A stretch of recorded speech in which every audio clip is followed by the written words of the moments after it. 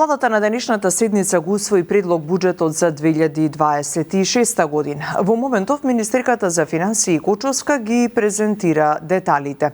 Пред владата е колешката Сандра Спасовска. Сандра, колку ќе тежи новиот буџет и колкав ќе биде буџетскиот дефицит?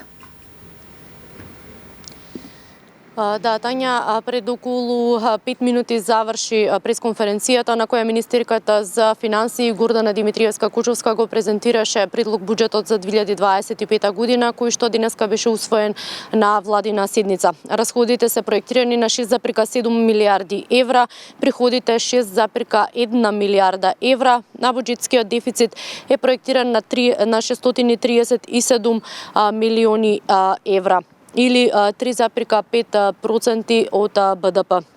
Како што посочи министерката за финансии при презентација на предлог буџетот, тој содржи мерки за фискална консолидација и дисциплинирано даночно трошење и мерки и политики за поттикнување на економски раст. Та исто така посочи дека се предвидени средства за редовна исплата на социјална заштита на плати и пензии. Во продолжение деталите да ги слушнеме од изјавата на министерката Кочовска.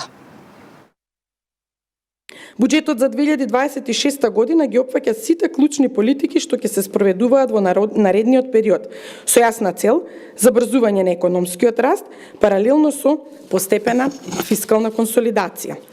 Вкупните приходи се проектирани на 374,7 милиарди денари, а вкупните расходи изнесуваат 413,9 милиарди денари. Со тоа продолжуваме со спроведување на строга фискална дисциплина, при што растот е поизразен на претходната отколку на расходната страна.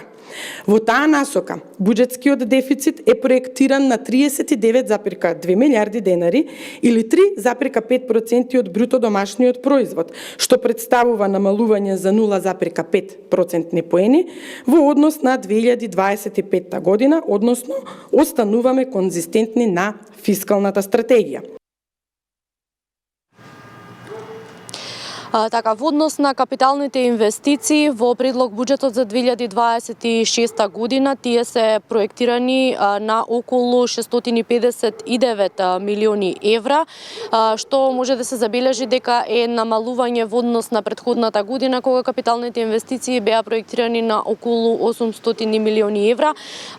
И уште еднаш денеска министерката за финансии посочи дека овие средства кои што владата планира да ги потроши на капитални инвестиции се за клучни проекти, како што рече. Во продолжение предлагам да ја слушнеме и оваа изјава. Имаме проекции согласно реалните можности, иако и самите знаете дека министрите во изминатиот период постојано зборуваат дека ќе можат да изреализираат сето тоа што е проектирано, сепак податоците покажуваат дека реализацијата нема да го достигне целиот износ, односно 100% реализација на капиталните расходи, така што согласно нивната реализација имаме намалување некаде за грубо да кажам околу 7 милиарди денари во однос на 2025 година, но во исто време морам да потенцирам и согласно фактот дека имаме фискална консолидација во 2026 година. Секако еден од оние водечки капитални инвестиции кои што ги правиме е проектот Бехтеленка. Таму имаме најмногу средства предвидено и сега во услови кога не само од аспект на тоа колку има можности во буџетот, меѓутоа и реалноста на градежните компании, работна сила и така натаму, бидејќи јас не би рекла дека реализацијата на капиталните инвестиции е вина само на ресорните министри, туку толку сметам дека е силата и на приватниот сектор, имајќи пак предвид, ќе кажам, особено во градежништвото, каде што имаме недостиг на работна сила.